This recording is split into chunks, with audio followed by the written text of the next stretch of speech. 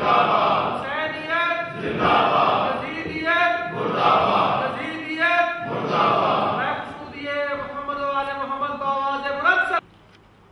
باللہ من الشیطان الرجیم بسم اللہ الرحمن الرحیم الحمدللہ رب العالمین والصلاۃ والسلام علی اشرف الانبیاء والمرسلین سیدنا و مولانا ابو القاسم محمد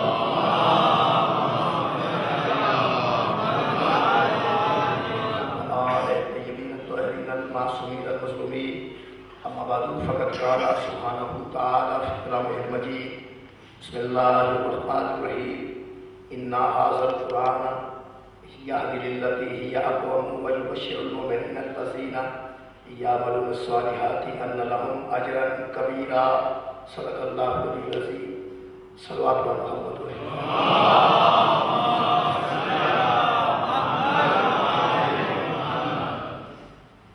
عزیزان کرام، سورہ مبارکہ بنی اسرائیل کی آیت مجیدہ سے سلسلہ گفتگو کا آغاز کیا۔ بسم اللہ۔ ارشاد درست ہے اِنَّا هَذَا الْقُرْآنَ، یہی وہ قرآن ہے، تحقیق یہی وہ کتاب ہے، سبحان اللہ، یہدی جو راہ دکھاتی ہے، لِلَّتِی ہِیَ اقوم، اس راستے کی طرف جو انتہائی سیدھا ہے، انتہائی واضح ہے، جو انتہائی سیدھی راہ ہے، اس کی طرف یہ قرآن ہدایت کرتا ہے۔ بسم اللہ۔ وَيُبَشِّرُ الْمُؤْمِنِينَ الَّذِينَ يَعْمَلُونَ الصَّالِحَاتِ، اور یہ ایسے مومنین کے لیے خوشخبری بھی فراہم کرتا ہے جن کے اعمال صالح ہوتے ہیں، أَنَّ لَهُمْ أَجْرًا كَبِيرًا، اور ان لوگوں کے لیے اس میں کبیر اجر ہے، بہت بڑا اجر رکھا گیا ہے۔ ہم اپنے عقائد کو قرآن کی روشنی میں دیکھنا چاہتے ہیں۔ اس اشرا کے اندر کل میں نے توحید کے عقیدے کے متعلق کچھ افضال جناب کے سامنے پیش کی کہ توحید کو مذہب حق نے، مذہب شیعہ نے، مذہب امامیہ نے، اثنا عشریہ نے کس طرح بیان کیا، اور توحید کے متعلق ہمارے عقائد کیسے ہونے چاہیے۔ اور الحمدللہ ہمارا کوئی عقیدہ ایسا نہیں جو قرآن کی مخالفت کرتا ہو، بلکہ ہمارا ہر عقیدہ قرآن کے عین مطابق ہے اور ماتحت قرآن ہے، کیونکہ ہم نے ایسے امام کو تسلیم کیا جس کے متعلق حضور نے فرمایا قرآن علی کے ساتھ ہے اور علی قرآن کے ساتھ ہے۔ لہٰذا ہمارا ہر عقیدہ قرآن کے مطابق ہونا چاہیے، ایسا نہیں ہونا چاہیے جیسا علامہ اقبال نے کہا کہ خود بدلتے نہیں قرآن کو بدلتے ہیں۔ بندے کی عادت ہے کہ اپنے عقیدے کے مطابق قرآن کو کرنا چاہتے ہیں، بلکہ ایک مومن کا عقیدہ یہ ہونا چاہیے کہ قرآن کے مطابق اپنے عقیدے کو رکھیں۔ تو میرے محترم سامعین، تک کی گفتگو آپ کے ذہن عالم میں محفوظ ہوگی۔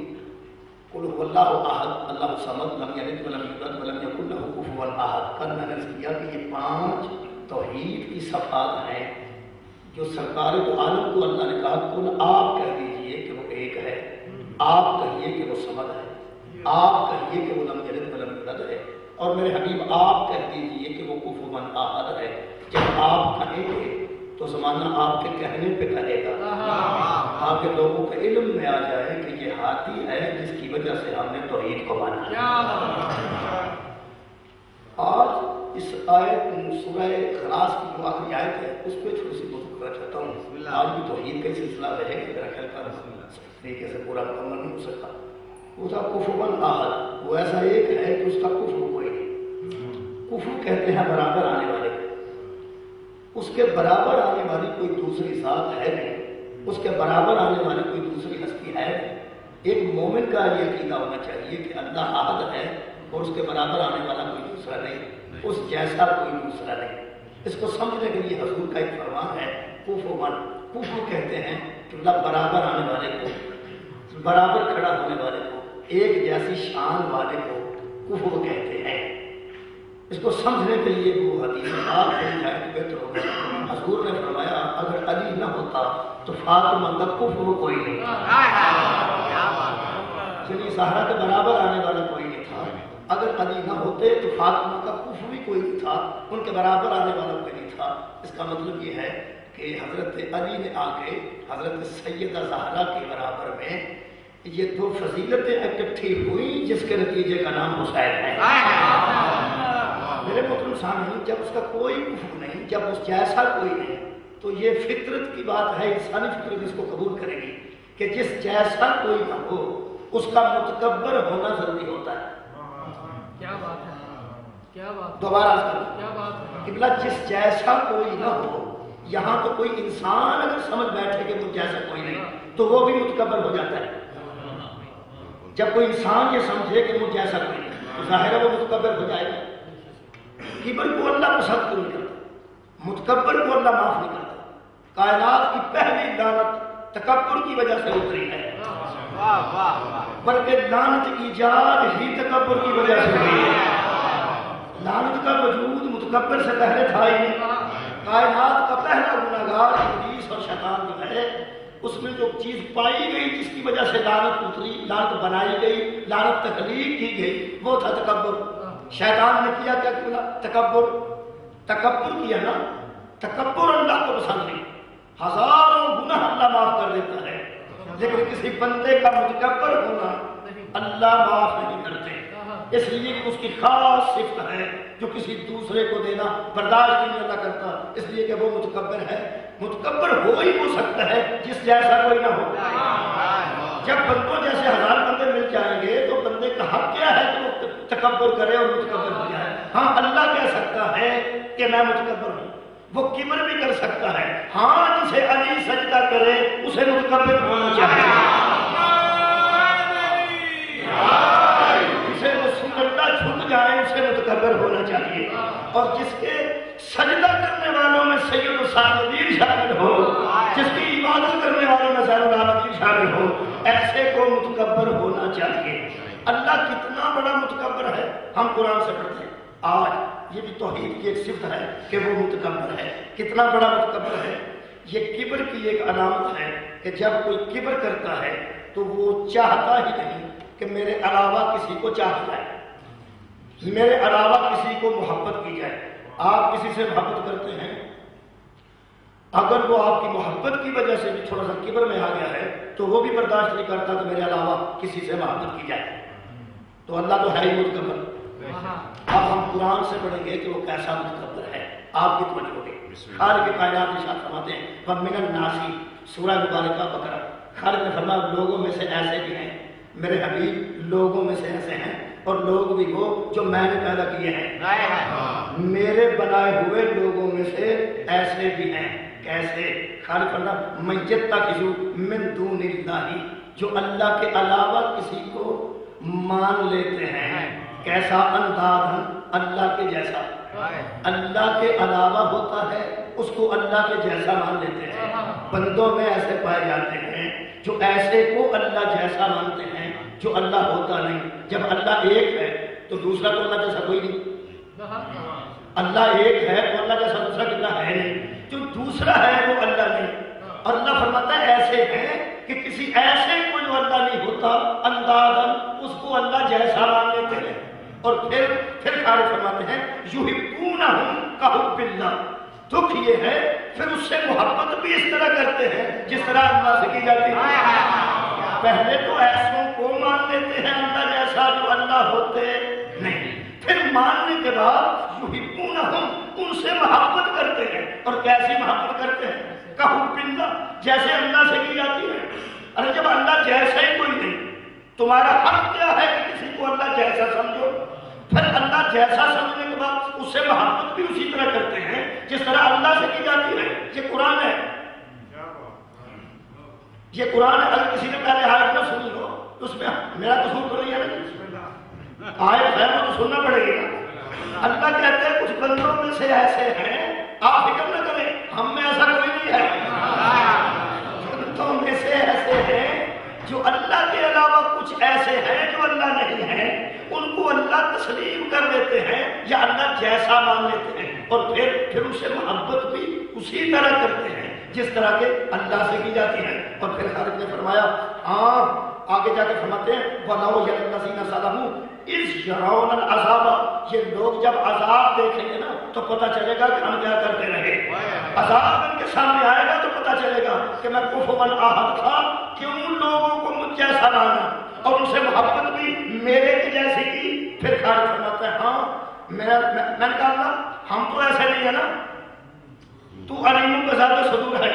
مومنین کے لیے کیا حکم ہے؟ ہم تو ایسے نہیں. اللہ فرماتا ہے ہاں مومنوں کی تو علامت ہی اور ہے.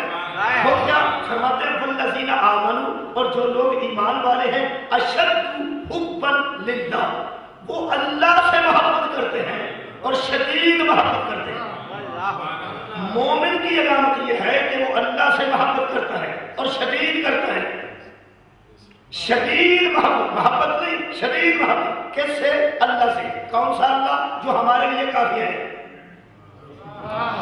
کل میں نے کیا تھا نا، بندوں نے لکھا اور پڑھا کہ ہمارے لیے اللہ ہی کافی ہے، تو دیکھیں اللہ کہہ رہا ہے مجھ سے محبت کرتا ہے میں نے، اور کرتا بھی ہے شدید قسم کی محبت۔ محبت میں اور قبلہ شدید محبت میں فرق ہر صاحب عقل محسوس کر رہا ہے۔ کسی سے محبت ہوتی ہے اور کسی سے شدید محبت ہوتی ہے۔ وہ جو خودکشیاں ہوتی ہیں نا، وہ محبت کی وجہ سے نہیں ہوتی، وہ شدید قسم کی محبت کی وجہ سے ہوتی ہے۔ جب محبت میں شدت آتی ہے تو فون پہ کہا جاتا ہے کہ آپ نے گولیاں کھا لی؟ جی میں نے بھی کھا لی۔ وہ وہاں گئے، وہ وہاں۔ یہ کیا ہے؟ محبت۔ اور محبت بھی عام سی نہیں بھائی، شدت تو محبت میں ہے تو ایسا ہوتا ہے، عام محبت میں تو ایسا ہو ہی نہیں سکتا۔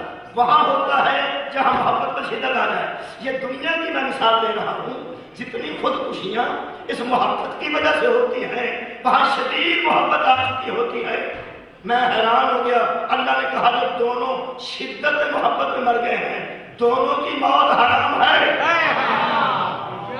کمال ہے، شدید محبت کی اور دونوں حرام ہو گئے۔ میں نے کہا اللہ ہوا کیا؟ وہ تو جذباتی ہو گئے تھے محبت کی وجہ سے، ان کا حرام موت کیسے لکھ دیا؟ فتح خبردار میں حاضر ہوں، اللہ کسی پر ظلم نہیں کرتا۔ میں نے کہا تھا قصور ان کا کیا ہے کہ دونوں حرام چلے گئے؟ قصور صرف یہ تھا، اللہ نے فرمایا انہوں نے قرآن نہیں پڑھا، ہدایت سے دور ہو گئے۔ وہ شدید محبت مجھ سے کرنی تھی، شدید قسم کی محبت تو مجھے درکار تھی۔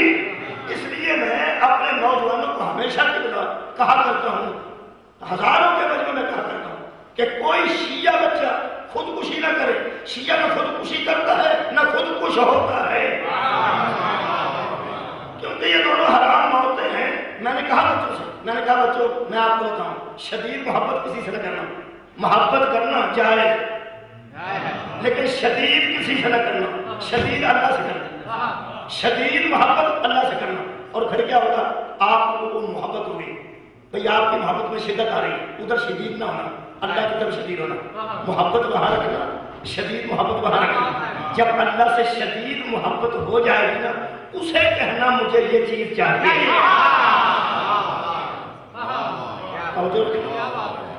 اب جناب وہاں کل کی گفتگو میں جوڑ دیتا ہوں کہ یہ جو مومنین کی خاموشی ہے یہ بھی ختم ہو جائے گی۔ محبت اللہ سے ہی کرتا ہے مومن قرآن کے مطابق، اور اسی سے ہی کرنی ہے اور شدید کرنی ہے۔ اب میں نے اللہ سے پوچھا کل ہم تیار ہو گئے، میں نے مجمع تیار کر لیا محبت کرنے کے لیے اور شدید محبت کرنے کے لیے اور صرف تجھ سے کرنے کے لیے میں نے مجمع تیار کر لیا۔ اب فرمائیے، ہماری فطرت ہے، ہم کمزور انسان ہیں، ہم محبت کرتے ہیں یا کسی وجود کو یا کسی تصور کو۔ یہ ہماری کمزوری ہے اور تو ہمارا خالق ہے اور تو جانتا بھی ہے ہماری کمزوریوں کو، اس لیے تو ہمارا خالق ہے۔ ہم محبت کر سکتے ہیں یا کسی وجود کو یا کسی تصور کو، اس کے علاوہ ہمارا محبت کا کوئی معاملہ طے نہیں ہو سکتا۔ ہم کسی وجود کو دیکھتے ہیں، اس کے علم کی وجہ سے محبت کرتے ہیں، اس کے حسن کی وجہ سے محبت کرتے ہیں، اس کے سیاست کی وجہ سے محبت کرتے ہیں، اس کی دولت کی وجہ سے، پتہ نہیں کچھ اینگل ہیں ہمارے محبت کرنے کے۔ کسی بھی زاویے سے ہم محبت کرتے ہیں تو کرتے ہیں کسی وجود سے، حسن کی وجہ سے، دولت کی وجہ سے، عہدے کی وجہ سے۔ اب آپ وجود میں آئیں گے،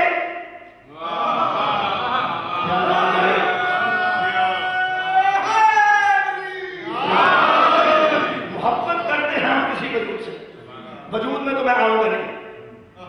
میں کہا دوسرا ایک معاملہ بھی ہمارے ساتھ ہے، ہم محبت کرتے ہیں کسی تصور سے، جیسے کہ شاید کسی تصوراتی دنیا میں کھو کر کیا کچھ کہہ دیتا ہے، زمین کو آسمان سے لا دیتا ہے، آسمان کو زمین پہ لے آتا ہے، اس کا تصور ہوتا ہے کوئی تصور خوبصورت سے خوبصورت ہو سکتا ہے، لیکن یہاں مجبور ہم ہیں کہ ہم چھٹے امام کو مانتے والے ہیں، ہم جعفری ہیں، اور میرے امام فرماتے ہیں اس کو تصور نہ کرنا، تصور چھوٹا ہے وہ اکبر ہے۔ سبحان اللہ، تصور میں تو آتا نہیں، وجود میں تو سماتا نہیں۔ اب خالق مجمع تو تیار ہے، میں تیار ہوں، محبت کرتے ہیں تجھ سے، کرنا چاہتے ہیں تجھ سے، اور کرنا بھی چاہتے ہیں شدید قسم کی۔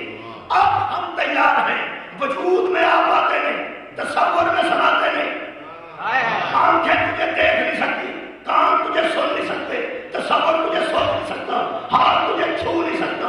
اب طریقہ بھی تو ہونا، فرمایا آپ آیا نا طریقے کی طرف، تو ہم بتاتے ہیں محبت کرنی ہے جی کروں گا، کیسے شدید؟ فرمایا حبیب پھر تحقق ان سے کہتے جو قلب کی حضور رکھے ہوئے ہیں، اللہ نے توحید منوائی تھی، یہ کہتے کون ہو اللہ ہوا، کہہ دیجئے کہ اللہ ایک ہے، جسے کہا تھا نا آپ کہیے اللہ ایک ہے، اسی سے بتایا محبت جو کرنا چاہتا ہے تو اس سے کہتے ان کنتم تحبون اللہ فاتبعونی یحببکم اللہ، وہ بھی تیری اطاعت کرے اللہ خود محبت کرنے لگے۔ اطاعت رسول کرتے جاؤ اللہ تم سے محبت کرنے جائے گا۔ اب محبت کل اللہ توحید منوانا چاہتا تھا تو درمیان میں مصطفیٰ کو لے آیا یا نہیں؟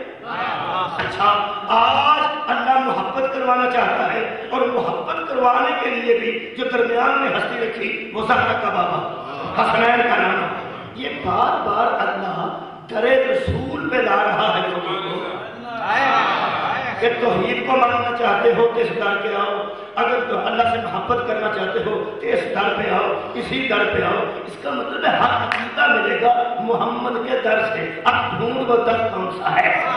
محمد وآل محمد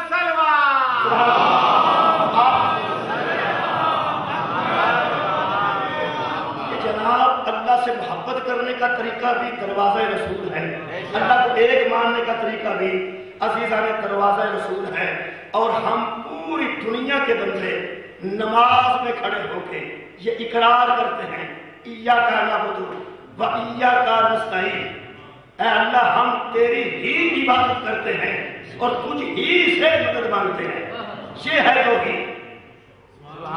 اس میں آپ صرف لگا لیں تو بھی کمال، ہی لگا لیں تو بھی کمال، یہ اردو کی لطافت ہیں، یعنی ہم صرف تیری عبادت کرتے ہیں اور صرف تجھ سے ہی مدد مانگتے ہیں۔ ہمارے ہاں بھی وہی اللہ ہے جو لوگوں کے ہاں ہے، عبادت ہم بھی اس کی کرتے ہیں، مدد ہم بھی اسی سے مانگتے ہیں۔ اب جو شرک کے فتوے ہمارے خلاف اٹھتے ہیں ان پہ واضح کرنا چاہتا ہوں کہ یہ ایاک نعبد کیا ہے اور یہ ایاک نستعین کیا ہے۔ جو بندے سمجھتے ہیں کہ یہ بندوں کو درمیان میں لاتے ہیں، جبکہ توحید ہے، وہ ایک ہے، وہ ذات الہی ہے، تو چلو ایسا کرتے ہیں کہ ہم نماز شروع کر کے دیکھتے ہیں۔ نماز کیا ہے؟ خالق فرمایا آتی میں صلاۃ علی ذکری، نماز کو طے کرو میرے ذکر کریے۔ ہم نے نماز شروع کی، کس کی؟ احد کی، سبحان اللہ، جس کی محبت میں شدید محبت اللہ کی ہوئی، ہم نماز میں کھڑے ہوئے اور کہا کہ بسم اللہ الرحمن الرحیم، رحمان ہے رحیم ہے اللہ، الحمدللہ رب العالمین، حمد ہے اسی اللہ کے لیے جو ایک ہے اور عالمین کا پالنے والا ہے۔ پھر ہم نے کہا فوراً رحمان الرحیم، رحمان بھی وہ ہے، رحیم بھی وہ ہے، مالک یوم الدین، اس دن کا مالک ہے جس دن عدل کا بدلہ ملے گا۔ یہاں تک پہنچتے پہنچتے انسان ایسے لگا جیسے بالکل ذات توحید کے بارگاہ میں حاضر ہو گیا۔ ایاک نعبد، ہم تیری عبادت کرتے ہیں۔ پہلے غیر کے سیغے سے وہ رحمان ہے، وہ رحیم ہے، وہ مالک یوم الدین ہے۔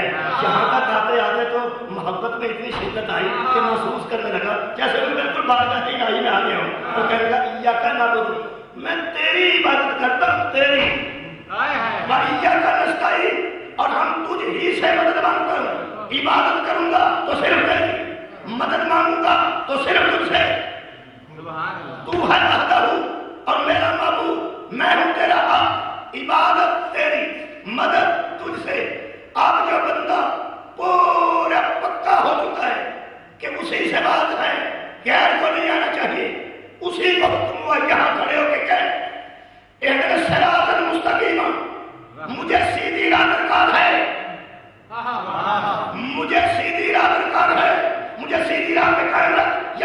راہ دکھا.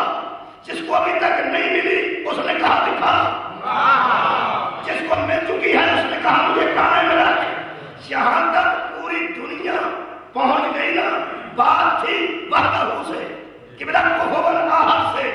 اگر تو اپنی بات کا پکا ہے اور یہ کہہ کے ہمیں مجھے کہتا ہے کہ درمیان میں اوروں کو لاتے ہو, اوروں کو اب اپنے بات کا ہے تو اوروں کو مت لانا. یہاں پہنچ کے پوری دنیا کہتے ہیں صراط الذین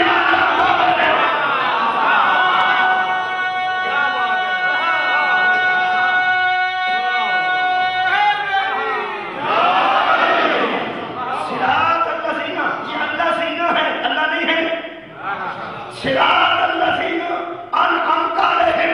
مجھے ان لوگوں کی راہ پہ چلا. اے اللہ تو مجھے ان لوگوں کی راہ پہ چلا. اے اللہ تو مجھے. ایک اللہ کے سے بات ہو رہی ہے, ایک وہ جو بات کر رہا ہے, تیسرے وہ جن کے متعلق کہہ رہا ہے. بھئی اللہ سے بندہ کہہ رہا ہے اے میرے اللہ تو مجھے ان لوگوں کے راستے پہ چلا جن پر تیرے انعام نازل ہوئے. اچھا, اس کا مطلب ہے نمازی اللہ کی بارگاہ میں کچھ لوگوں کا راستہ مانگ رہا ہے. قرآن جو نماز پڑھ رہا ہے یہ بندہ اور ہے جن کا نماز میں ذکر ہے.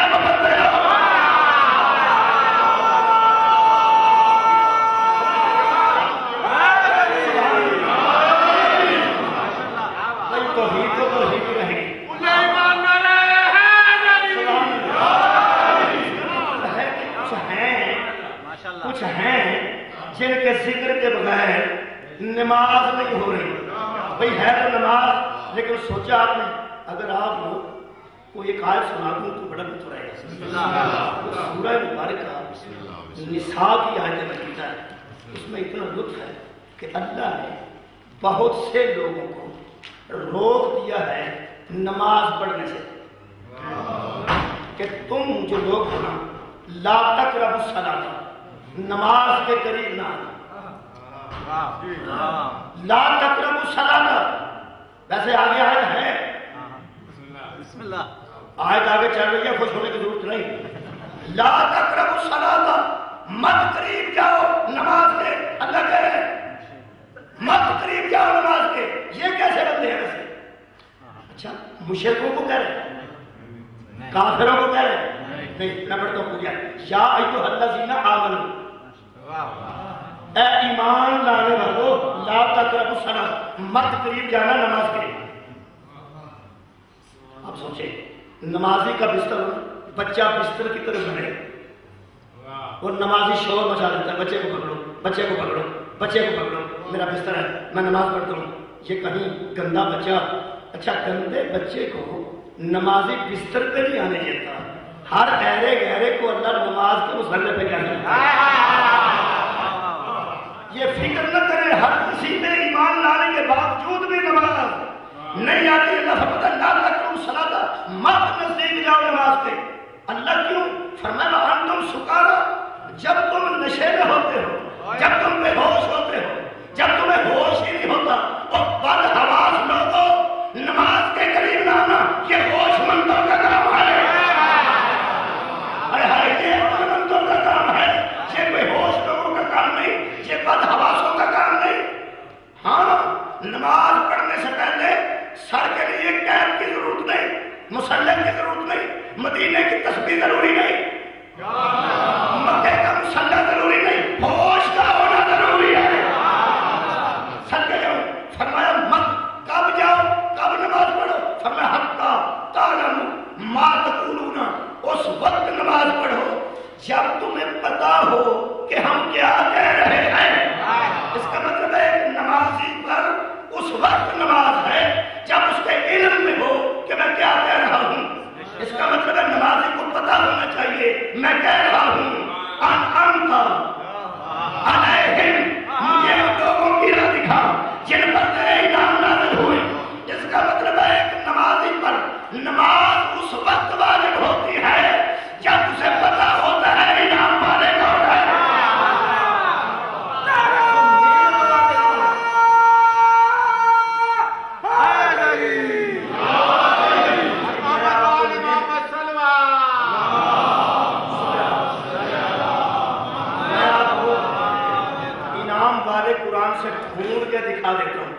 کہ وہ انعام والے کون ہیں؟ اس کا مطلب یہ ہے کہ نماز کے قیام میں اگر کھڑے ہو کے بندہ انعام والوں کا راستہ طلب کرتا ہے تو اس کے ذہن میں انعام والے ہونے چاہیے. بھائی ذہن میں نہیں ہوں گے تو نماز بے ہوشی کی ہوگی، بدحواسی کی ہوگی. ہوش والی نماز اس کی ہے جس کو انعام والے یاد ہوں گے. وہ میں نے ڈھونڈ نکالے ہیں سورہ مریم سے. پڑھو توجہ رکھے صاحب، یہ ڈھونڈ نکالے ہیں. خالد فرماتا ہے سورہ مبارکہ مریم، خالد فرماتا ہے اولئک الذین انعم اللہ علیہم من النبیین من ذریۃ آدم. میرے حبیب آدم کی ذریت میں جو نبی تھے ان پر ہم نے انعام نازل کیے. اس مطلب نماز میں اگر کوئی نبی ذہن میں آ جاتا ہے تو نماز بہتر ہو جاتی ہے. پھر فرمایا ممن حملنا مع نوح، اور جو نوح کے ساتھ سوار ہو گئے تھے ان پر بھی ہم نے اپنی نعمتیں نازل کی.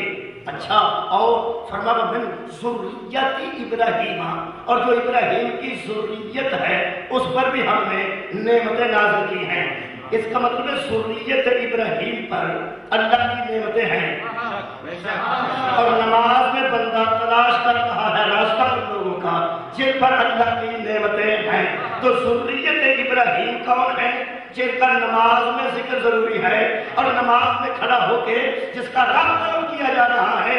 اس کا مطلب ہے کوئی ذریت ابراہیم ہے. میں اس محترم مجمع کے سامنے انتہائی اعتماد کے ساتھ دو علموں کے درمیان قرآن پہ ہاتھ رکھ کے کہتا ہوں کہ اگر کسی کو اور کسی کا نہ بھی پتا ہو کہ ذریت ابراہیم کون ہے جن کا راستہ نماز میں طلب کیا جاتا ہے تو پوری کائنات کی کتابیں اٹھا کے دیکھیے اور مصطفیٰ کا وہ نکاح پڑھیے جو ابو طالب نے پڑھا تھا، جس کی ابتدا نہیں ابو طالب کے جملے یہ تھے حمد ہے اس اللہ کے لیے جس نے ہمیں ابراہیم کی ذریت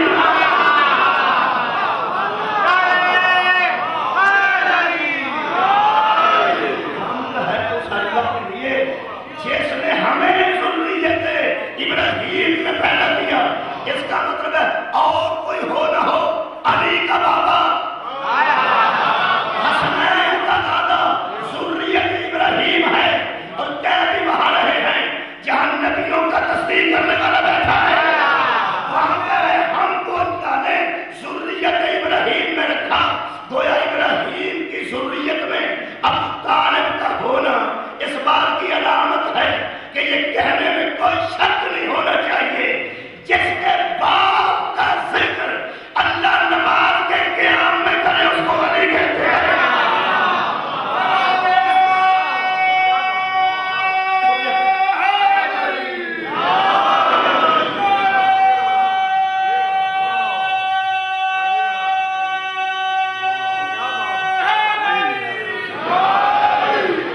جن لوگوں نے اللہ کو معبود بنایا ان لوگوں نے کبھی شک بھی نہیں کیا کہ کوئی اللہ اور ہے، لیکن جن کے ذریعے اللہ اپنی ہدایت جاری کر رہا ہے ان کو چھوڑ کر تو نماز بھی نہیں ہوگی.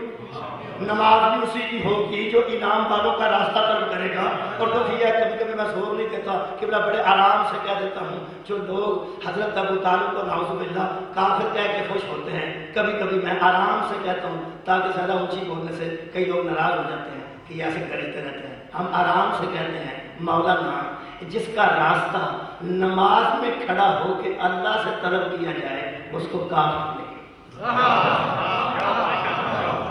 جس کا راستہ نماز میں کھڑے ہو کے اللہ سے مانگا جائے ایسے لوگوں پر کفر کے فتوے نہیں لگایا کرتے. اور میرے دوستو اصل میں معاملہ کیا ہے میں بتاتا ہوں آپ کو کہ اس اسلام کے ساتھ ہوا کیا، اس دین کے ساتھ ہوا کیا. وہ قرآن میں واضح ہے، ویسے بندوں نے پتہ نہیں کس انداز سے قرآن پڑھا ہے. سورہ مبارکہ فرقان کی ایک آیت مجید آپ کے سامنے رکھتا ہوں. اتنا سیرت مجمع دیکھتا ہوں کہ ساتھ تک کامیاب ہوتا ہوں. خالق فرماتا ہے آرائیتا من اتخذ الہہ ہواہ. میرے حبیب کیا تم نے اس بندے کو دیکھا جس نے اپنی خواہشات کو معبود بنا لیا؟ کیا بات ہے آپ کی، بہت شکریہ. آپ نے ایسے بندے کو دیکھا جس نے معبود تو اللہ ہے، ایاک نعبد معبود تو ہے اللہ، اور وہ بندہ تم نے دیکھا میرے حبیب جس نے اپنی الہہ ہواہ جس نے اپنی خواہشات کو معبود بنا لیا ہے. اگر یہاں تو اللہ نے کہا نا کہ تو نے اس شخص کو دیکھا, خدا کی قسم آگے اللہ نے سورہ مبارکہ آراف میں اتنے غصے سے بات کی ہے آپ حیران ہو جائیں گے. یہ بات ذہن میں رکھیں کہ جو خواہشات کو معبود بناتا ہے وہ اللہ کی عبادت بھی کر رہا ہو تو اس کے اندر مقبول اس کی خواہشات ہے. جس کے اندر خواہشات اپنی موجود ہیں, جب وہ اللہ کی عبادت کرے گا تو اسی کو تم منافق کہا جائے گا. کیا بات ہے آپ کی بھائی, کیا بات ہے. معیار سماعت آپ نے گناہ کر دیا. جو کھڑا ہے اللہ کی عبادت میں اور معبود کسے بنایا؟ شکریہ خواہشات کو. دیکھیے ڈگریاں دیکھیے, یہاں اللہ نے کہا تھا کیا اس شخص کو تم نے دیکھا؟ شخص کو یہاں تو شخص کی بڑی رعایت کی کہ یہاں شخص تھا, اور سورہ مبارکہ آراف میں آواز دی وَاتَّبَعَ هَوَاهُ. میرے حبیب جو اپنی خواہشات کی پیروی کرتا ہے فَمَثَلُهُ كَمَثَلِ الْكَلْبِ, اس کی مثال تو کتے کے جیسی ہے. جو خواہشات کو معبود بناتا ہے اور خواہشات کی تابع فرمانی کرتا ہے, میرے حبیب یہ بڑا سخت لفظ ہے. ویسے اللہ کریم ہے, رحیم ہے, رحمان ہے, اور کہہ رہا ہے اس کی مثال کتے کے جیسے. ایک مرتبہ رسول اللہ نے بھی کہا تھا کوئی ہے کتے کو روکنے والا. تو عزیزوں کبھی کبھی ایسا ہو جاتا ہے اللہ کے ہاں جس کے اندر خواہشات معبود بنا لی جائیں اور خواہشات کی پیروی کرے, اللہ کے نزدیک وہ مانند قلب ہے, کتے کی مانند ہے. اللہ فرماتا ہے ان تحمل علیہ یلحظ او تترکہ یلحظ. جس طرح کتے کی زبان باہر رہتی ہے وہ ہانپتا ہی رہتے ہیں, چاہے وہ شیر ہو یا بھوکا ہو. بھوکا ہو تب زبان باہر, کھا کے نکلے تب زبان باہر. اگر کل کی مجھے یاد ہے تو آج پورا لطف آپ اٹھا لیں. آخری آیت یاد ہے, نبی نے کیا دیکھا؟ نبی نے راج کیا دیکھا؟ کل یاد اللہ کو نہیں دیکھا, اللہ کی بس یہی بات ہے. اب آپ کے اندر یہ بات کر کے اللہ فرماتا ہے ذالکا مثل القوم الذین کذبوا بآیاتنا. ہم نے یہ کتوں والی مثالیں اس قوم کے لیے رکھی ہیں جو ہماری نشانیوں پہ منکر ہو جاتے ہیں.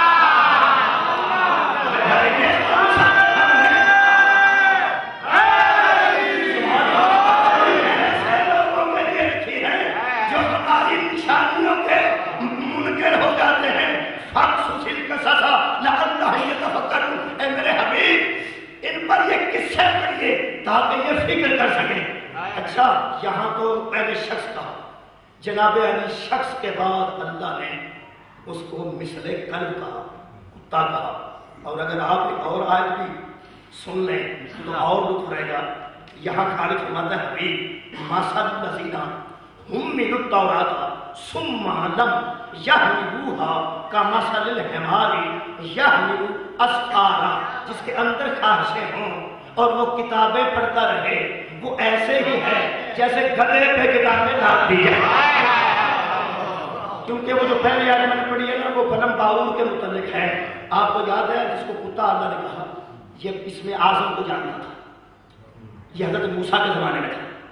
یہ اس میں اعظم جانتا تھا اور بڑا برگزیدہ تھا, عالم تھا, عابد تھا. فرعون کو پتا چلا وہ قدم درود جانتا ہے. اس نے کہا اس کو موسیٰ کے خلاف استعمال کرنا کیا جائے. لالچ دیا, دل میں خواہشات آ گئے, عبادت کے ہوتے ہوئے, علم کے ہوتے ہوئے جب خواہشات کے نیچے دب گیا تو موسیٰ کے مقابلے میں گدھے پہ بیٹھ کر نکلا. گدھا چلتا نہیں تھا, یہ مارتا تھا. میرے چھٹے امام جعفر صادق علیہ السلام ارشاد فرماتے ہیں کہ اللہ اس گدھے کو انسانی شکل دے کے جنت میں داخل کرے. کس گدھے کو؟ جس پر یہ کتا سوار تھا. آپ نے سنا تھا جس کے انسان کی شکل میں جس پہ کلب سوار تھا. امام کہتے ہیں اس گدھے کو اللہ انسان کی صورت بنا کے بھیجے گا جنت میں اور اس کو کتے کی شکل میں بھیجے گا جہنم میں. پوچھا گیا والا وجہ کیا تھی؟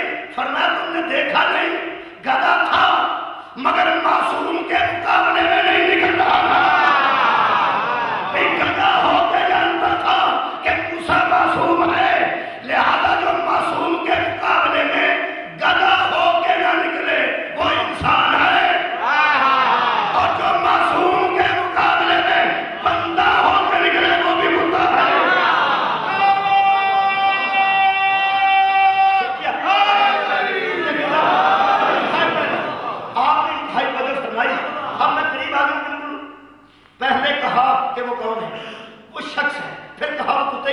پھر کہا وہ گدھے کی بنت ہے. اب دیکھیں اب کیا ہوا. سورہ مبارکہ محمد بھولنے والی سورت ہے ہی نہیں. سورہ محمد خواہشات کا اتباع آپ ذہن میں رکھیں اور اس آیت کو دیکھیں ہم اس کس طرح مکمل کرتے ہیں. اللہ فرماتے ہیں میں یسلم علیکا، میرے حبیب کچھ بندے تیرے پاس بھی آتے ہیں اور آ کے تیری گفتگو سنتے ہیں. آتے بھی ہیں بیٹھ کے غور سے سنتے بھی ہیں. اچھا حتیٰ اذا خرج من عندک، جب تجھ سے جدا ہوتے ہیں تجھ سے جدا ہوتے ہیں آپ چلے جاتے ہیں وہ الگ ہوتے ہیں تو قالوا للذین اوتوا العلم ماذا قال آنفا، تو وہ علم والوں سے پوچھتے ہیں کہ ابھی ابھی رسول کیا کہہ رہے ہیں. آپ نے مجھے فرمائی بھائی تقریر میں کرتا ہوں یہاں اردو میں پنجابی میں کر سکتا ہوں آپ کی ڈیمانڈ کو مطابق کر دوں گا ایسی کوئی بات نہیں. میرے سے پہلے کتنا کرتے ہیں انگریزی میں آپ انگریزی سمجھتے ہیں تو وہ کرتے ہیں نا یار آپ یہ سمجھتے ہیں یا نہیں سمجھتے؟ سمجھتے ہیں کہ ویسے ہی نہ لگاتے بھائی سمجھتے ہیں. انگلش میں تقریر کر رہے تو انگلش والے سمجھ رہے, اردو میں تقریر ہو رہی اردو والے سمجھ رہے, سرائکی میں ہوگی سرائکی والے سمجھ گئے. نبی بولتے تھے عربی, سامنے بیٹھے تھے عربی, میں اردو بول رہا ہوں, ہر آدمی کو سمجھ آ رہی ہے. ہندوستان والے کو بھی اگر کوئی کوئٹے کے علاقے کے ہیں تو ان کو بھی سمجھ آ رہی ہے اردو کی. تو یہاں اردو سمجھنے والے سارے بیٹھے ہیں, اردو بولتے بھی ہیں سمجھتے بھی ہیں. اگر میری تقریر کے بعد کوئی بندہ ساتھ والے سے پوچھے کہ ابھی ابھی یہ کیا کہہ رہے تو پھر کچھ نہ کچھ تو سوچنا پڑے گا. اگر سوچیں گے تو مجلس ہوگی. پہلی بات تو یہ ہے کہ اس کی توجہ نہیں ہوگی. بھائی باہر نکل کے پوچھتا یہ مولوی کیا کہہ رہا تھا, اس کا مطلب اس کی توجہ نہیں تھی. اس کا مطلب ہے کہ جو نبی کے دربار سے اٹھ کے پوچھتے ہیں کہ ابھی ابھی محمد کیا کہہ رہے تھے, اس کا مطلب جب رسول خطبہ دیتے تھے ان کی توجہ نہیں ہوتی تھی.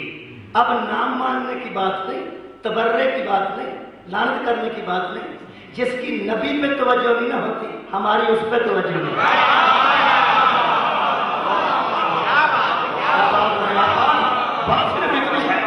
نبی مسجد میں خطبہ دے رہے ہیں اور وہ حضرات کی توجہ نہیں, اور پوچھنے کے سے علم والوں سے پوچھتے ہیں. کون جو علم نہیں رکھتے. اس کا مطلب ایک بات تو طے ہو گئی, محمد کے دربار میں بھی سارے برابر نہیں تھے. کچھ علم والے تھے, کچھ علم والے نہیں تھے. شاہ عبد القادر محدث دہلوی نے 3 باتیں لکھی ہیں, ان کے پوچھنے کی وجہ لکھی ہے کہ کیوں پوچھتے تھے. بتاؤ جی, آپ حیران ہو جائیں گے. 3 وجوہات, یہ جو میرے پاس قرآن ہے اس کی سائٹ میں لکھی ہیں. 3 باتیں, آپ حیران ہو جائیں گے. اگر میں یہ باتیں کہیں پاکستان میں کروں نا جی اپنے حوالے سے تو پرچہ ہو جائے, اور اس کے بعد کو اندر سے باہر ضمانت بھی رکھتا ہے. وہ 3 باتیں لکھی ہیں, وہ بھی شاہ عبد القادر محدث سے لے گئے. وہ بار بار اس لیے نام لے رہا ہوں کہ یہاں بھی لوگ سن لیں کہ میں نے نہیں کہا, کیونکہ ہے مسجد رسول, خطبہ دے رہے ہیں رسول. آگے بیٹھنے والے سنی شیعہ اور وہابی نہیں تھے, سارے صحابی تھے. اس لیے بڑے ادب کی حد ہے کہ تیار مصطفیٰ ہے. یہاں مسجد نبوی ہے, خطبہ دینے والا خطیب رسول اعظم ہے. اور یہ بات اگر نازل تو شاہ عبد القادر محدث دہلوی نے پہلی بات لکھی وہی لکھ سکتے ہیں جو بندی آپ دین ہیں. وہ فرماتے ہیں دراصل بندے کند ذہن تھے. بندے کیا تھے؟ کند ذہن کی انگلش خود کر لینا, مجھے نہیں آتی, میں اتنا کہہ رہا ہوں وہ بندے کند ذہن تھے. یا آتا ہے اگلی مترادف بات کہنے کے لیے. بڑا شکریہ. وہ کہتے ہیں یا کند ذہن تھے, سبحان اللہ, یا نہ سمجھ تھے, یا کہتے ہیں یادداشت کمزور تھی. اس کا مطلب 3 باتوں میں سے کوئی تو پائی جاتی تھی. کچھ بندے دربار رسول میں ایسے تھے جو یا تو خود ذہن تھے, یا نہ سمجھ تھے, یا یادداشت کمزور تھی. پھر سلام کرتا ہوں جنہوں نے مذہب امامیہ کو تسلیم کیا. آپ سب کو اور ان بزرگوں کو جن کی وجہ سے آپ کسی مذہب میں اس وقت موجود ہیں اور مذہب امامیہ میں موجود ہیں. آپ کی ذاتی تحقیق ہے تو بھی مبارکباد، کسی کی وجہ سے آئے ہیں تو بھی سلام پیش کرتا ہوں. یہ بندے دربار رسول میں ہیں جن کو علماء مان گئے، یا خود ذہن ہے یا ناسمجھ ہے یا یادداشت کمزور ہے. اس کا مطلب تینوں کمزوریاں ہیں. یادداشت نہیں ہے تو کمزوری ہے، ناسمجھ ہے تو پھر کمزوری ہے. اگر یہ خود ذہن ہے تو کمزوری ہے. میرے دونوں ہاتھ قرآن پہ ہیں، مجھے اللہ کی قسم معصوم کہتے ہی اسے ہیں جس میں کوئی کمزوری نہیں ہے. ہم نے ایسا فرمانا ہے جن میں کوئی کمزوری نہیں پائی جاتی. لیکن یہ باتیں تھی شاہ عبد القادر کی. میں نے دیکھا، میرا خیال تھا کہ ان کی توجہ نہیں تھی. شاہ عبد القادر کا خیال ہے کہ کون ذہن تھے، لیکن بات اور نکلی. وہ کیا؟ عبد القادر جو کہے وہ اور ہے، جو قادر کہے وہ اور ہے. میں نے اللہ سے پوچھا آپ بھی فرمائیے کہ اصل میں معاملہ کیا ہے؟ تو اللہ نے فرمایا بات یہ نہیں، توجہ بھی ہوتی تھی، اتنے متذہن بھی نہیں تھے، نہ سمجھ بھی نہیں تھے، یادداشت بھی تھی، کمزور نہیں تھی. تو تھا کیا؟ اللہ دراصل اللہ نے ان کے دلوں پر مہریں لگا دی تھی. کیا بات ہے سر بھائی؟ اللہ نے ان کے دلوں پر مہریں لگا دی تھی. آپ یہاں لطف ہے. میں نے کہا اللہ وہ بیچارے آتے ہیں مسجد میں دین سیکھنے کے لیے اور آپ مہرے لگائے جاتے ہیں. اللہ نے کہا خبردار کو بیچارے نہ کہنا، میں عادل ہوں. وہ یہ بیچارے نہیں ہیں، میں عادل ہوں. مہر وہاں لگاتا ہوں جہاں دل مہر کے قابل ہوتا ہے. میں نے کہا ان کے دلوں میں کیا تھا جو آپ نے مہر لگا دی کہ نبی بھی تقریر کرے تو نہیں سمجھتے؟ وجہ کیا تھی؟ اللہ فرماتا ہے وَاتَّبَعُوا أَهْوَاءَهُمْ، یہی وہ ہیں جنہوں نے اپنی خواہشات پہ کیا، اپنی خواہشات کی پیروی کی. اس کا مطلب ہے کہ نبی کے دربار میں بھی ایسے لوگ آتے تھے جو خواہشات کا معبود بناتے، خواہشات کو قابو میں نہ رکھتے اور خواہشات کی بندگی کرتے. کھول کے اللہ نے ان کو بیان کیا ہے.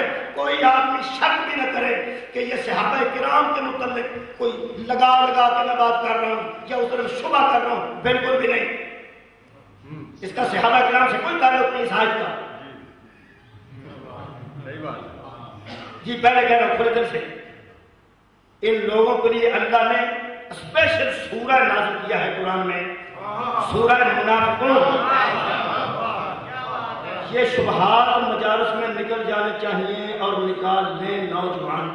یہ جو کہا جاتا ہے کہ وہ نعوذ باللہ صحابہ ایسے تھے اور صحابہ ایسے تھے اور صحابہ ایسے تھے، جو ایسے تھے وہ صحابہ نہیں تھے. خدا یہ ذہن میں نکالتے. میں حیران ہوتا ہوں کہ اللہ شاہ صاحب جب کہا جاتا ہے کہ فلاں میدان سے صحابہ نعوذ باللہ من ذالک نبی کو چھوڑ کے پتہ نہیں چلے گئے اور اکیلا چھوڑ کے چلے گئے اور نبی آوازیں دیتے رہے اور وہ پلٹتے بھی نہ تھے. خدا کی قسم ایسے کام منافق کرتے تھے. صحابہ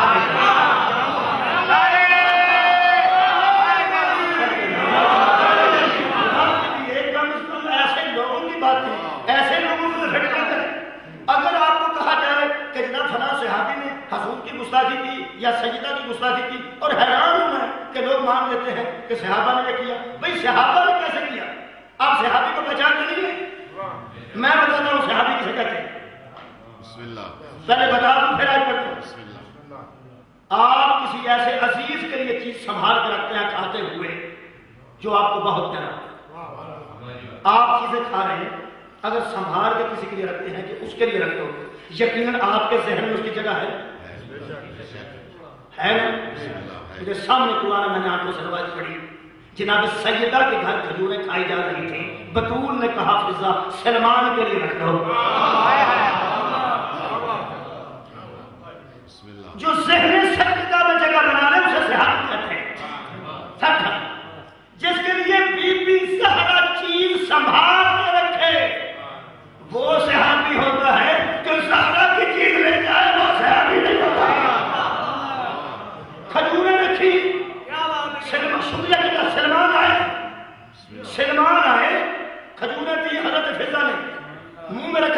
تھی. سلمان کہتے ہیں بیوی اس میں گٹھلی نہیں ہے. جناب سیدہ نے پیغام بھجوایا سلمان یہ گٹھلی سے پیدا ہی نہیں ہوئی, ان کی خلقت یہ طریقے سے ہوئی ہے. کیسے بندہ عرش سے 4 حوریں آئی تھی, وہ آ کے مجھے کھجوریں دے گئی ہیں, یہ عرش کی کھجوریں ہیں, یہ کہیں گاڑی نہیں گئی, ان کو بویا نہیں گیا, یہ اللہ کے کون کی مخلوق ہے. یہ ہماری خوراک کے طور پہ آئی ہے. میں تیری سوال دیکھی تھی, منہ میں گٹھی نہیں تھی تو دیکھ کے فرماتے بی بی وہ کون تھی؟ فرمایا ایک نے اپنا نام زرہ بتایا, وہ جنت میں ابوذر کی بیوی تھی اور ہوگی. ایک نے اپنا نام مقدادہ بتایا, وہ جنت میں مقداد کی بیوی ہوگی. اور ایک نے اپنا نام سلمہ بتایا, وہ جنت میں تیری بیوی ہوگی. اللہ وہ جنت جس کے لیے لوگوں نے بستر گھر میں نہیں چھوڑے اور لوگ در بدر ہو گئے ہیں. سامنے کھڑے ہو کے بیوی نے کہا سلمان تیری زوجہ ہوگی وہ جنت میں, سلمہ اس کا نام ہے, وہ بھی آئی تھی. چاہیے تو یہ تھا کہ خوشی کا اظہار کرتے اور باہر آ کے شور ڈال دیتے کہ لوگوں مجھے جنت کی بشارت مل گئی اور حور بھی میرے لیے وہاں موجود ہے. جناب سلمان فرماتے ہیں بی بی ایک عرض کرتا ہوں, جس نے اپنا نام سلمہ بتایا اور جنت میں وہ میری خدمت کر ہے, وہ نیچے بیٹھی ہے میرے برابر بیٹھی. جناب سیدہ فرماتی اسے صحابی کہتے ہیں, جناب سیدہ فرماتی ہیں سلمان اگر وہ میرے برابر بھی بیٹھ جائے تو وہ نوری مخلوق ہے. مجھے تو کوئی چمڑے کی بات نہیں لگتی, بیٹھ بھی جائے تو کیا ہے. جناب سلمان فرماتے بی بی یہ آپ کی کریمی ہے, بیٹھ جائے آپ کچھ نہ کہیں, لیکن اگر تیرے پوچھے بغیر بیٹھ گئی ہوتی میں جنت میں حشر میں کھڑے ہو کے طلاق نہ دیتا تو میرا دروازہ چومنے کی ضرورت ہی کیا ہے. کیا درس دیا ہے میرا صحابی رسول نے. صحابی نے ہمیں بتایا کہ عرش کی مخلوق بھی ان کی برابری کرے, اس کو قبول نہ کرے. نتیجہ آپ نے سن لیا, اسے کہتے ہیں صحابی. یہ بات ہے منافقین. اب آج پڑھو جی شکریہ. آج سورہ مبارکہ منافقون, سورہ مبارکہ منافقون قرآن کا سورہ ہے اور نام اس کا منافقون ہے. دیکھیں سورہ کافرون بھی قرآن میں موجود ہے, سورہ مومنون بھی قرآن میں موجود ہے. اگر یہ تیسری قسم نہ ہوتی تو سورہ منافقون کا نزول نہ ہوتا.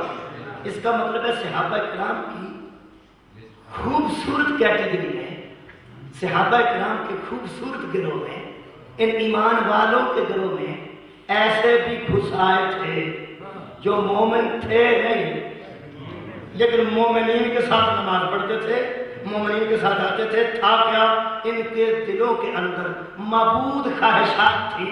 پتہ نہیں کہ سردار سے آپ نے سنا جس کے اندر خواہش کا اتباع کیا جائے, خواہش کی عبادت کی جائے, وہ نبی کے پیچھے بھی نماز پڑھے تو مومن نہیں ہوتا, دراصل وہ منافق ہوتا ہے. اور یہ فکرہ خالق نے قرآن میں ارشاد فرمایا ذالک بانہم آمنوا, یہ وہ نہیں تھے جو کافر تھے, یہ وہ نہیں تھے جو مشرک تھے. اللہ کون تھے؟ فرمایا ذالک بانہم آمنوا ثم کفروا, یہ وہ ہے جو ایمان لائے تھے پھر کافر ہو گئے ہیں. ایمان لانے کے بعد کافر ہو گئے. فطبع علی قلوبہم, اور اللہ نے ان کے دلوں پر مہریں لگا دی ہیں, مہریں کر دی ہیں ان کے دلوں کے اوپر.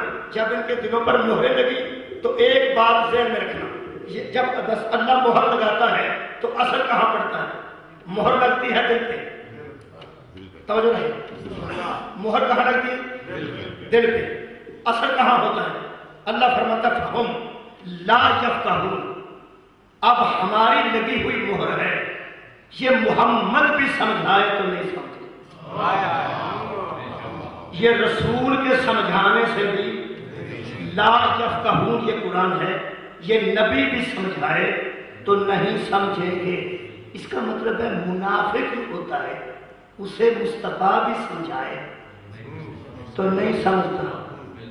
اب میرا خیال ہے آپ کو بھی تسلی ہو جانی چاہیے.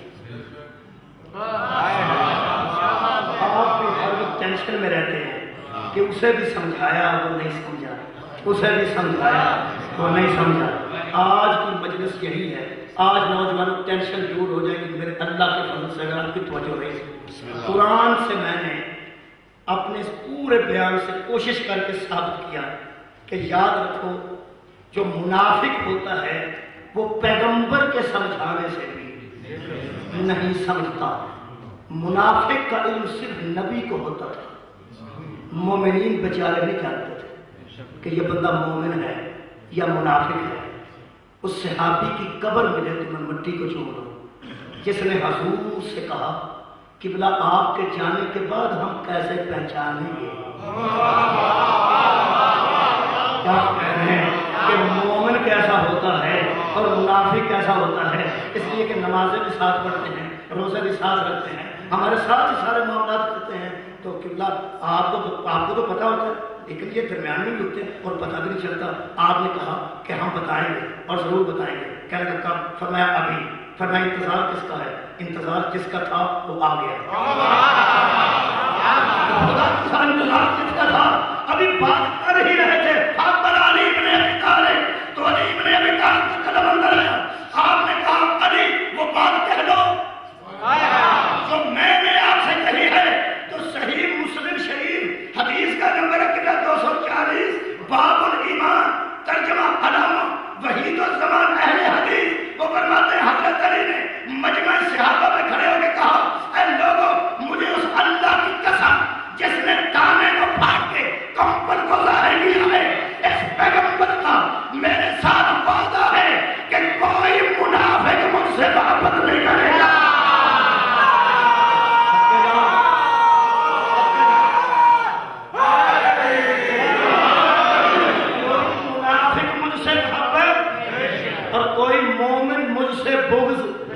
نہیں رکھے گا. یہی وجہ ہے کہ تاہم قادری زندہ ہے, کینیڈا میں ہے. پاکستان آ گیا تو میں پوچھ لوں گا ورنہ آپ بھی پوچھے گا. اس نے لکھا کہ علی کی محبت علامت ایمان ہے. علی کی محبت سے مومن پہچانا جاتا ہے. اس کا مطلب ہے جس کے دل میں علی کی محبت نہیں وہ مومن نہیں, وہ منافق ہے. کچھ بھی کرے منافق ہے.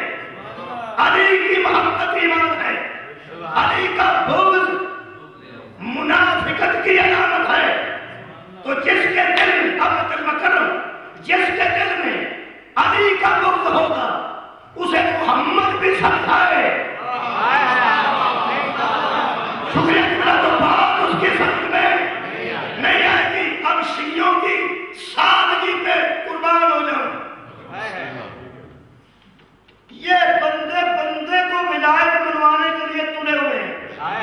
یہ بھی مان جائے, یہ بھی مان جائے, یہ بھی حسینی ہو جائے, یہ بھی افسوس یہ ہے کہ جب نبی نے ایک پیمانہ دے دیا پہلے ازماؤ تو صحیح, پہلے خدا کی قسم چیک تو کر دو.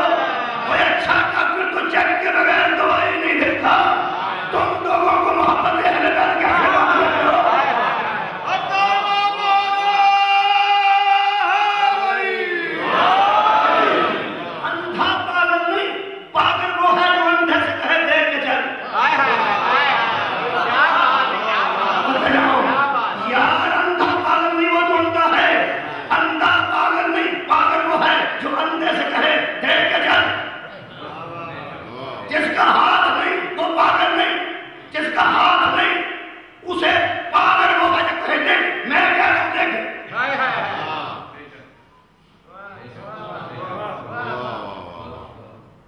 ٹانگیں جس کی نہیں وہ پاگل نہیں, جس کی ٹانگیں نہیں پاگل وہ ہے اسے کہے بھاگ.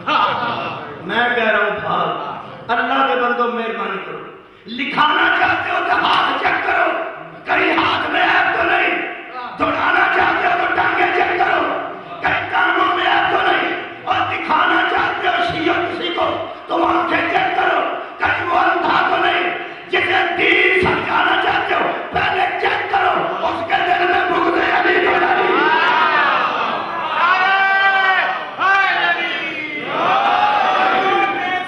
دل بولا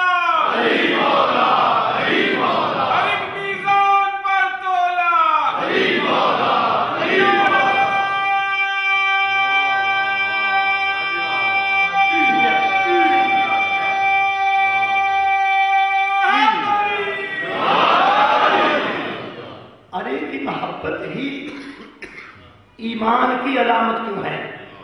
علی کی محبت ہی ایمان کی علامت کیوں ہے؟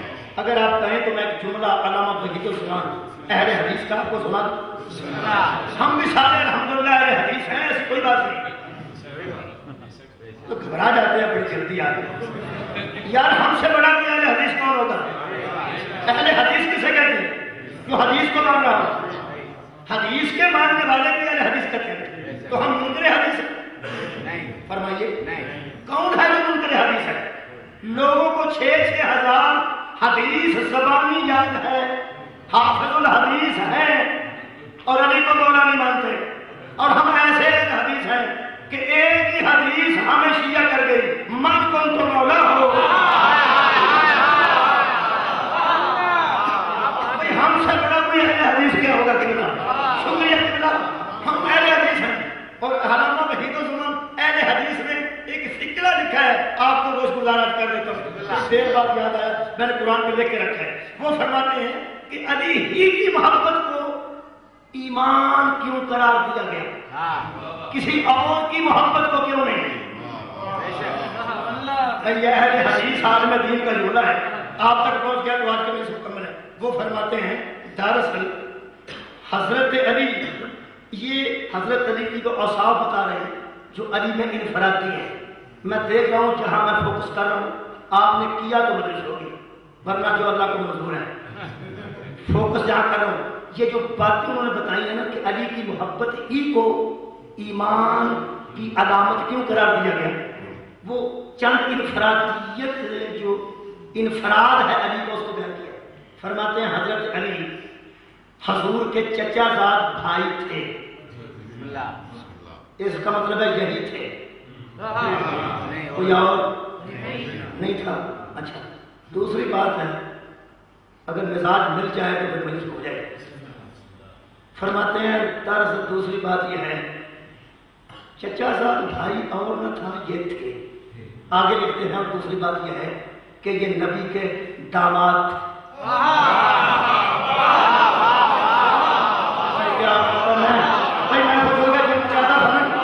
آپ نے فوکس کر دیا یہی کر دیا کہ وہ حضور کے داماد تھے. اور پھر فرماتے ہیں کہ وہ سب سے پہلے ایمان لائے. بھائی لائے والی بات آپ کو قبول نہیں، مجھے پتا ہے، لیکن وہ فرما رہے ہیں کہ سب سے پہلے ایمان لائے. یہاں میں کتنا ایک بات کیا کرتا ہوں، اگر سب سے پہلے ایمان لائے، ہمارے ہاں یہ ہے کہ اعلان نبوت بھی ہوا اور اعلان مدد بھی ہوا. اعلان ہوا، جب اعلان نبوت ہوا اس وقت حضرت علی نے ضرورت محسوس کی تو نبی اعلان نبوت کیا، حضرت علی نے اعلان نصرت کیا. وہ کہتے ہیں کہ سب سے پہلے ایمان لائے. مزہ آ گیا. اگر سب سے پہلے ایمان لائے والی بات ہے تو اس کا مطلب ہے اگر ایمان لایا ہے تو بھی نمبر پہلا ہے، چوتھا نہیں ہے. وہ حضور پر سب سے پہلے ایمان لائے، بڑی جان بازی سے لڑے. بندہ اہل حدیث ہے، بات بڑی کر کے ہے، اس کو پتا ہوتا ہے اس مولوی کے ہاتھ بات تو آ جاتا ہے، ہو سکتا ہے وہ بھی نہ کرتا. یہ سنیے آج کی مجلس یہی تمام ہوگی. فرماتے ہیں کہ حضرت علی آپ کے چچا زاد بھائی تھے انفرادی، داماد تھے انفرادی، سب سے پہلے ایمان لائے بھائی کے ہاں یہ بھی انفرادی. اور کمال فرماتے ہیں حضرت علی نے پوری زندگی حضور کی مدد کی. آپ بتائیے کا نہ بولو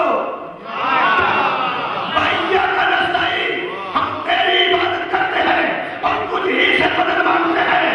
یہ نبی کو نہیں پتا تھا نعوذ باللہ کہ مدد تو صرف اللہ کرتا ہے. اس نے کی محمد نے قبول کیوں کی؟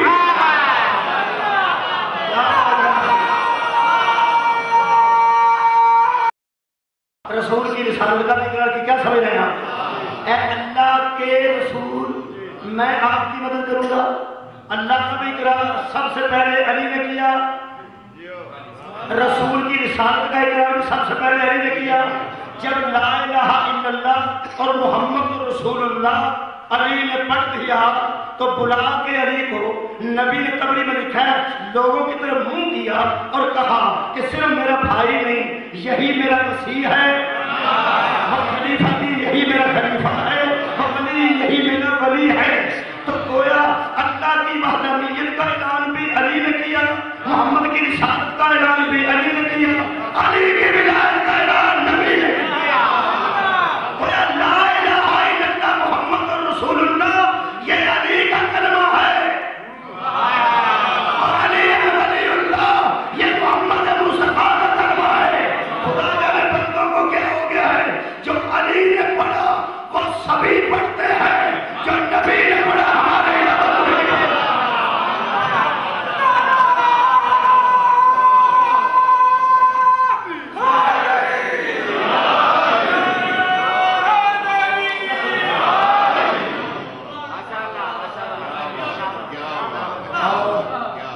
اب آخری بات اس میں بڑا راز ہے، یہ جو بات ضروری ہوتی ہے نا، ضروری یہ اتنی ضروری نہیں۔ ہمارے یہاں ہوتا یہ ہے کہ آدمی بھاگ رہا ہو کہاں جا رہے ہیں، ضروری کام سے آپ بیٹھ جاؤ، کیا ہو گیا؟ وہ آپ کو بتا رہا ہے نا میں ضروری کام سے جا رہا ہوں، آپ بیٹھ جائے کر کچھ نہیں ہوتا، بیٹھ اسی ضروری کو واجب کرتے، اسی واجب کو فرض کرتے۔ نماز ضروری ہے، مراد کیا ہے کہ واجب ہے، مراد کیا ہے کہ فرض ہے، ٹھیک ہے۔ اب ضروری کے معنی ہی فرض ہیں اور ضروری کے معنی ہی واجب ہیں۔ میں یہاں دیکھتا ہوں کہ اس حد تک پوری تقریر آپ کے ذہن میں ہے، فرماتے ہیں وحید عثمان اہل حدیث حضرت علی نے سخت جاں بازی سے ساری زندگی اسلام کے دشمنوں کو مارا، اسلام کے محمد کے نہیں، اسلام کے دشمنوں کو مارا۔ لفظ ضروری اگر آپ کے ذہن میں آ گیا ہے کہ کتنا ضروری ہے تو یہ کافی ہوگا۔ اہل حدیث عالم لکھتا ہے لہذا چونکہ حضرت علی نے پوری زندگی اسلام کے دشمنوں کو مارا، لہذا ہر وہ بندہ جو اسلام کو اپنا دین سمجھتا ہے اس پہ علی کی محبت ضروری ہے۔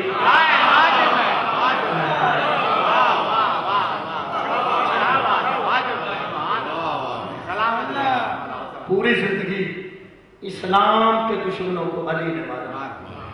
اسلام بچا اللہ کا، دین بچا پیغمبر کا، عظمت بچی قرآن کی، عزت بچی کعبے کی، توقیر بچی بیت اللہ کی، اور بازاروں میں آ گئی بیٹیاں علی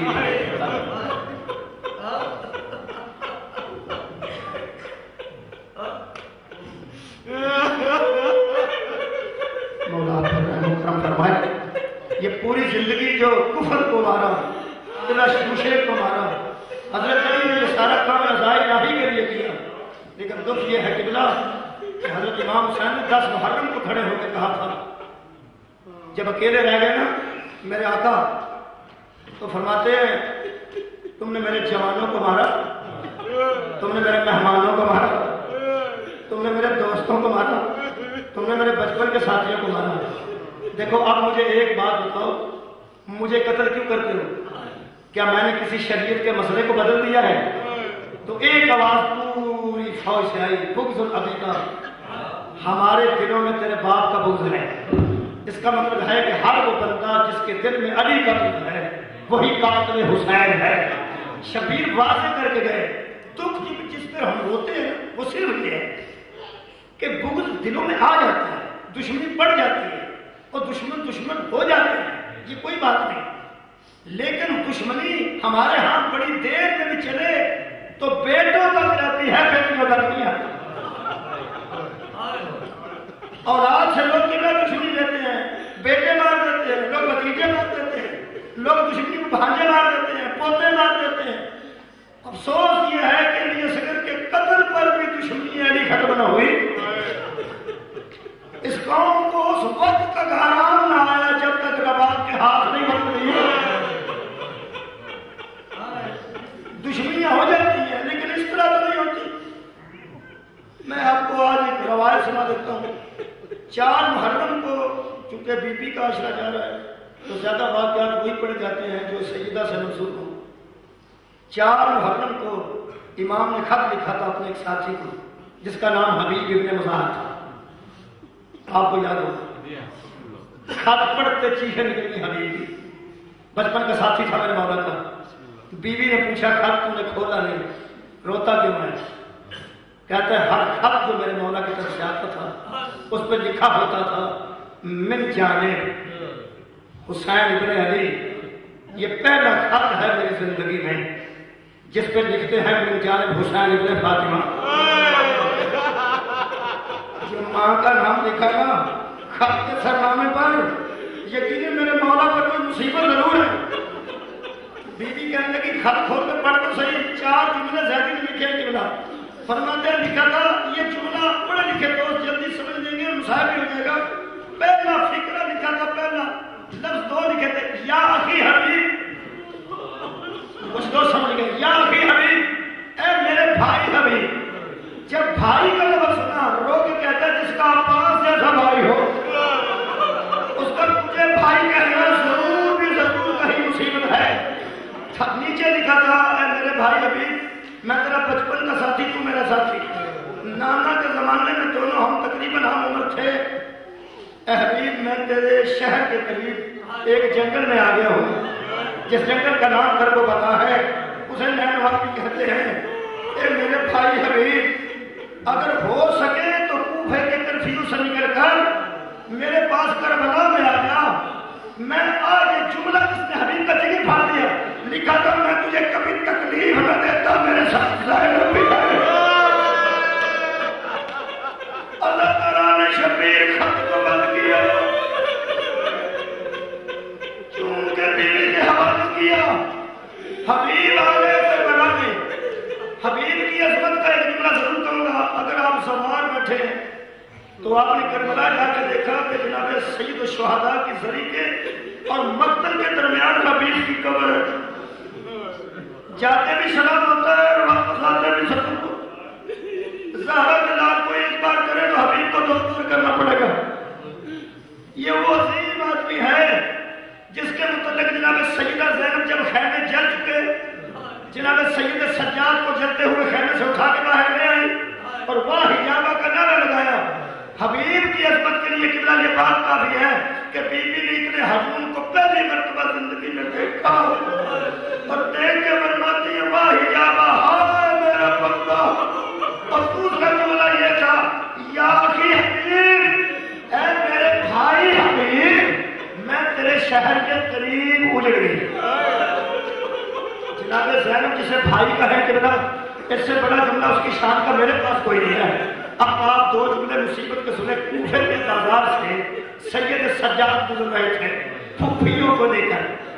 اس وقت جناب زینب عالیہ کا سر زخمی تھا سفید بالوں سے خون ٹپک رہا تھا. اگر آپ مل کر دیکھیں تو ایک جملہ مصیبت کا اشارے سے آپ کے حوالے کروں.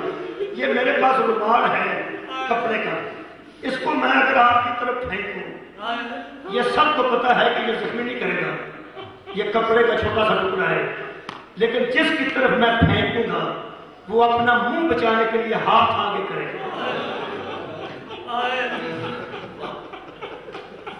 کافی لوگ سمجھ گئے جو بچے نہیں سمجھے میں سمجھا دیتا ہوں. چھوٹی سے چھوٹی پھول کی پتی بھی پھینکو گے تو بندہ ہاتھ آگے کرے گا. زہرا کی لاٹریوں پہ پتھر برستے ہیں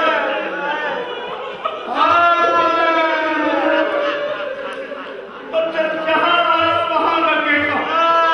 روکنے والا کوئی نہیں تھا.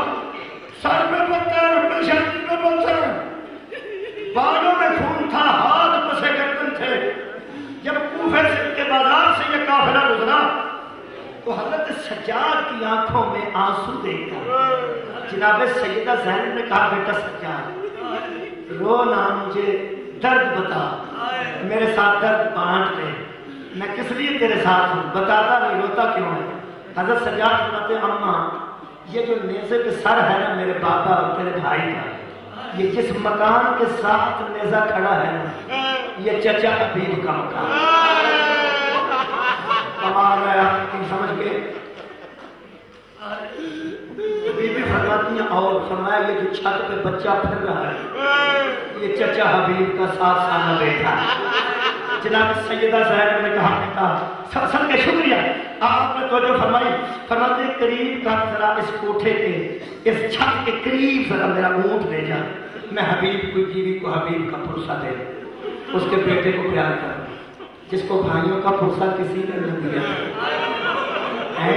جس کو یوم محمد کو کسی نے پیار نہیں کیا تھا، وہ بی بی فرماتی ہے میں اپنے حبیب کی بیوی کو پوچھا دے رہا ہوں، نوجوانوں آپ نے توجہ فرمائی، جب قریب اونٹ ہوا تو سامنے کھڑا تھا بچہ، چھوٹا سا مکان میں آپ سن لیں، ہاتھ بندے تھے، سامنے بالوں کا پردہ، سفید بالوں پہ گھوم، بچہ کا سر دیکھ رہا تھا، پھر بندے ہوئے ہاتھ عورتوں کے دیکھے، یہ گھبرایا ہوا 7 سال کا بچہ زیادی فرماتے چھت پہ کھڑا تھا، جب بی بی نے کہا بیٹا میرے قریب آؤ، اگر کہ بیٹا کہا لیکن 2 قدم پیچھے ہٹ گیا، جب پیچھے ہٹا نا 2 قدم، بی بی فرماتی ہے ڈرتا کیوں ہے؟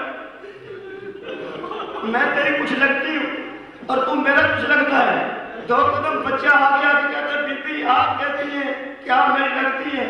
میرے گھر میں جتنے رشتہ دار آتے ہیں میں سب کو دیکھ چکا ہوں، میں نے آپ کو کبھی نہیں دیکھا، یہی مسئلہ تھا۔ جب اس بچے نے کہا میں نے آپ کو کبھی نہیں دیکھا، اونٹ کی بہان پہ ٹکر مار کے بی بی مجھے کسی بھی نے دیکھا، مجھے لوگوں نے اس وقت دیکھا جب میرا باپ مارا گیا، لوگوں نے مجھے اس وقت دیکھا جب میں کربلا میں اجڑ گئی۔ میرے عزیزو، بی بی فرماتی ہے بیٹا بتا تیرا نام کیا ہے؟ کہتا ہے میرا نام قاسم ہے، میرے باپ کا نام حبیب ہے، آخری جملے ہیں۔ فرماتی ہے تیرا باپ کہاں ہے؟ کہتا ہے بی بی یہاں ہمارے شہر کے دور ایک جنگل ہے جس کا نام کربلا ہے، اسے رہنما بھی کہتے ہیں، میرا باپا وہاں چلا گیا۔ بی بی فرماتی ہے تجھے شہر میں چھوڑ کے تیرا پاپا جنگل میں کیوں چلا گیا؟ اس نے بھولے منہ سے بات کی، زہرا کی بیٹی کی اونچی آواز میں پیر نکلے جب اس بچے نے کہا کہ وہاں ہمارے امام آئے ہوئے۔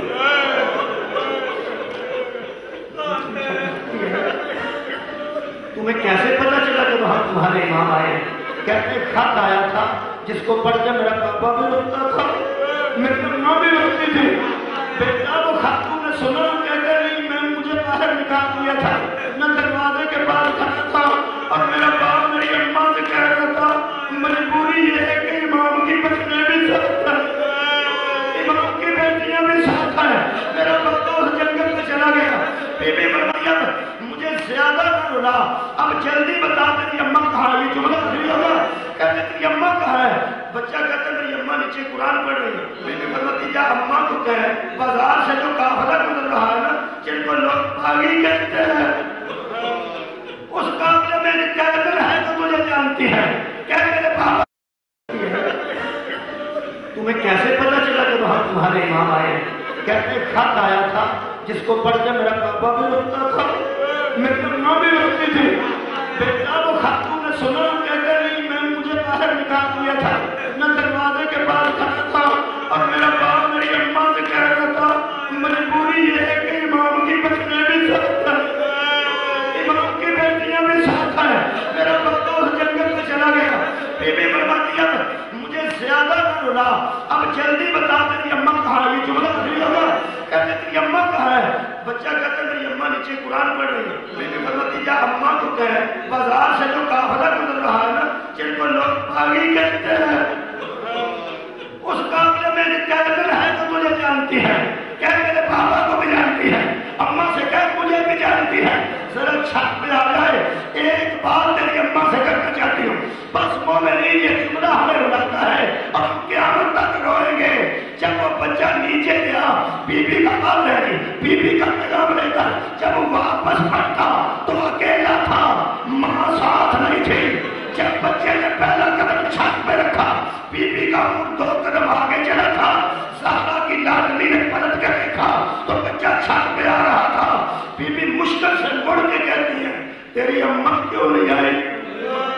میں نے پیغام دیا تھا نا، بس یہ جملہ ہے جو میں اڑاتا ہے۔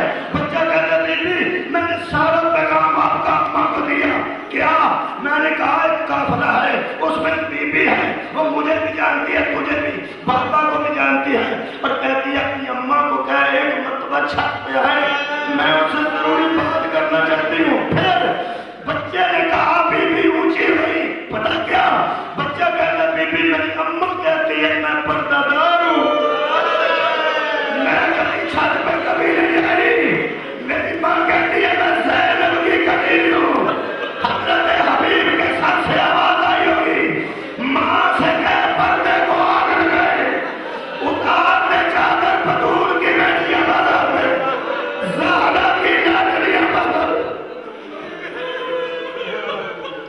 یرسل